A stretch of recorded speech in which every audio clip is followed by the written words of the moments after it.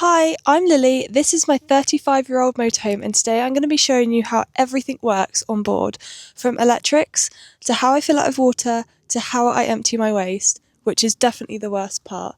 Let's dive straight into the video so we can get started and I can give you a show around. So we are going to start off with the leisure battery, and you're probably wondering, Lily, where are you? I'm down in my footwell because we actually have to pop my bonnet to be able to get underneath to my leisure battery.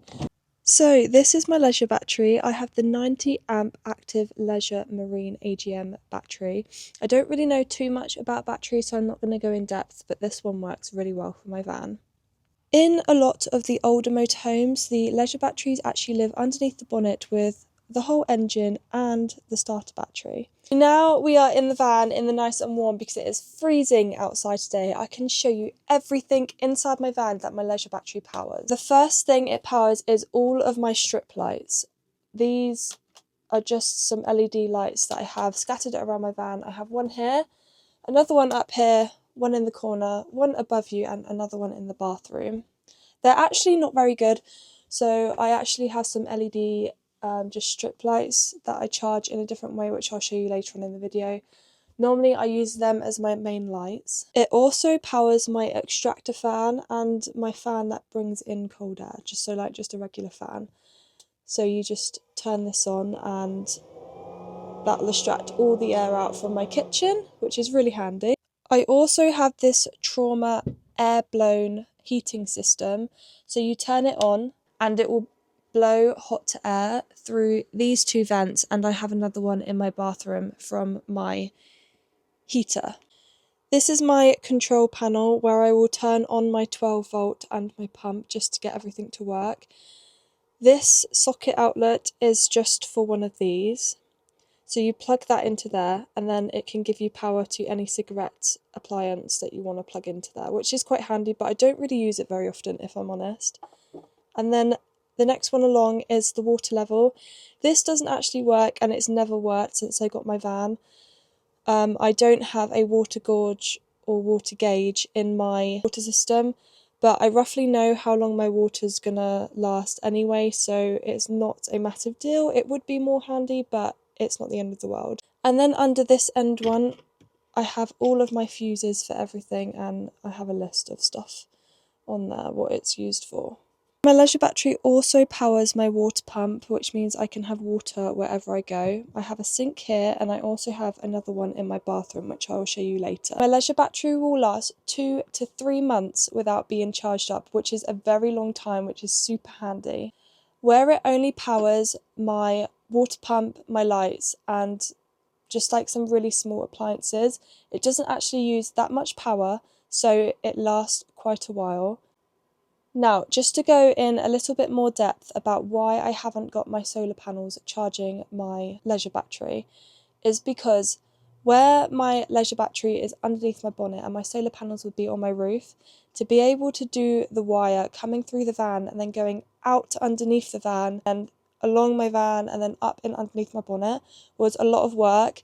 And I'm not going to lie, I didn't personally know how to do it safely by myself, especially where you have hot things underneath your van and it's going to get wet. So the safest option for me was to have my solar panels coming down and going into a power bank, because also most of the things that I would want to charge would be 3-pinned plugged things, and you know, without having an inverter and stuff and all those crazy electric things which make no sense to me, it was just easier to do it the way that I've done it, so I'm going to show you that now.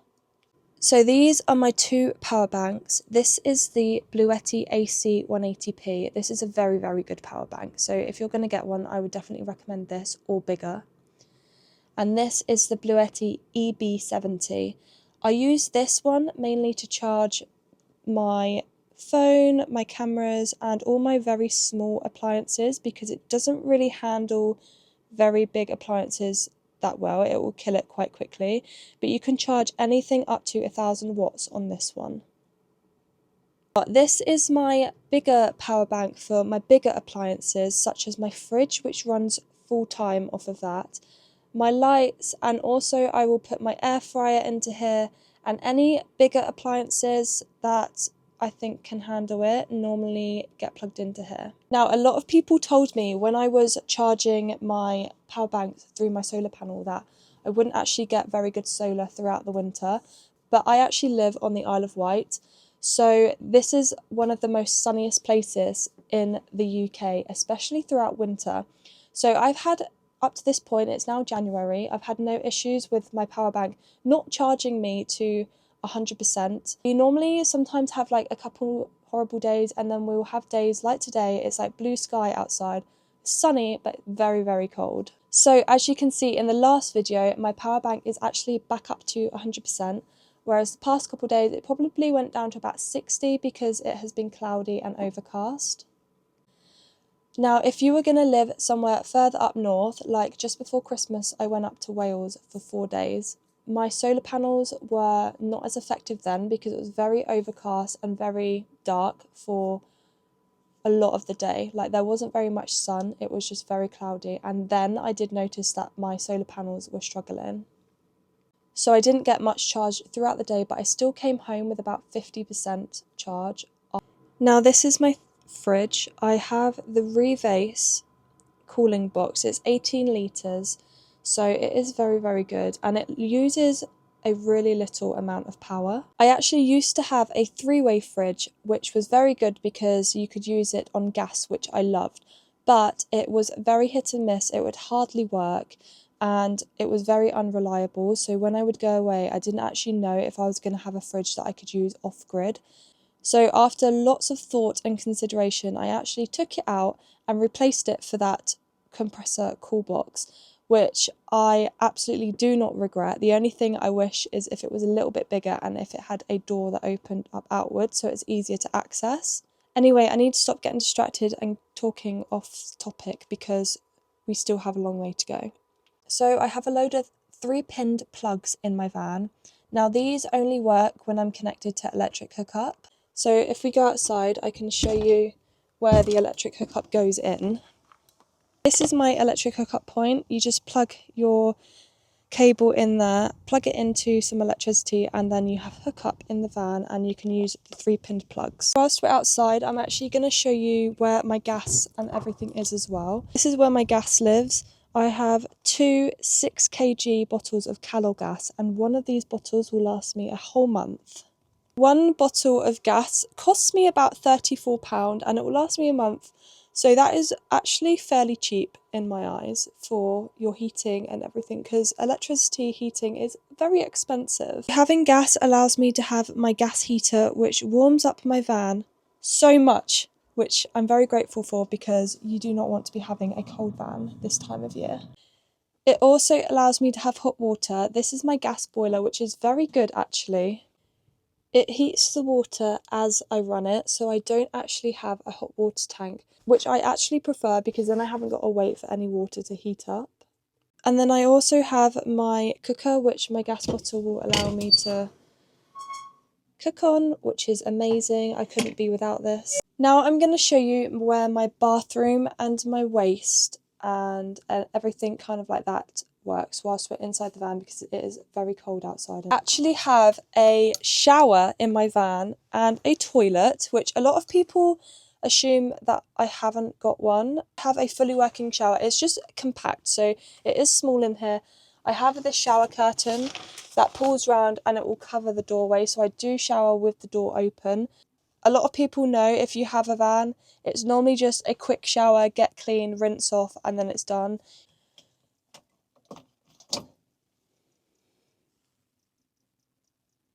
My shower just turns on here like you would with a normal household shower, hot water and cold water. I also have a pull down sink, which also has a tap with both hot and cold water. Now this is my cassette toilet. This is quite handy because this is, you push this down and it is a flush. Ta-da! A lot of people say that cassette toilets smell, but I'm just not convinced that you're using the right chemicals if you think that your toilet smells, because it shouldn't do. This is the toilet chemical that I use. It's the Thetford Aqua Chem Blue Concentrated. Now, this is the only toilet chemical that I have found which doesn't smell. even other brands of the blue chemical still smells, which obviously it's gross, but you don't want a smelling toilet. I've got this in the scent lavender, but they also do a eucalyptus one and just like a regular smell. Definitely get this one. This isn't an ad either, by the way, I just think this is a really good one. So whilst we're here, we'll talk about water quickly. I carry 4 of these 5-litre bottles, and my water tank, which is an underslung water tank that I'll show you in a minute, is 68 litres. So along with my 4 bottles of these, I will carry 88 litres of water on my van. The water in my van lasts me just over a week maybe. I normally use my bottled water for drinking and then my underslung water tank for washing up or for my shower, just because these bottles are so much more easier to fill up. I think that's now everything covered on the inside of my van, although I'll probably forget something and you'll probably still have questions. So if you do have any questions, then pop them in the comment box below and I'll try and answer them. Or if I've missed anything, then again, let me know. Trying to remember everything is quite difficult. These are my solar panels. They are 400 watts in total. Each panel is 200 watts and they are from Renogy solar panels. They are very good ones. I can't remember the specs of them, but I will put something over the screen so you know which solar panel that they are. This is the tap for my grey waste tank. You just turn it here and it will let out all the dirty water from my shower and my sink. Oh, it's leaking a little bit because I forgot to shut the tap. In campsites, you normally have just a drain that goes into the floor that you can drive over and you can empty this in, which is pretty handy. I'm also not too sure how big my grey waste tank is, which is kind of annoying. Now, this is where my cassette toilet is. So to empty it, this is the part that you empty. You just click it out of here and that cassette will pull out, and then you can take that and empty that at any LSAN point at campsites, or sometimes at an air, or sometimes if you're in Scotland, actually they will just have places at the designated places at the side of the road where you can empty them out, but you have to empty them in a special LSAN point. You can't just empty them anywhere because it's chemicals and also your poo and wee. I don't know a nicer way to say that. Now this pulls out and this is just water in here. This gets filled up with water and sometimes the pink chemical, which is just for the flush, just to clean your toilet.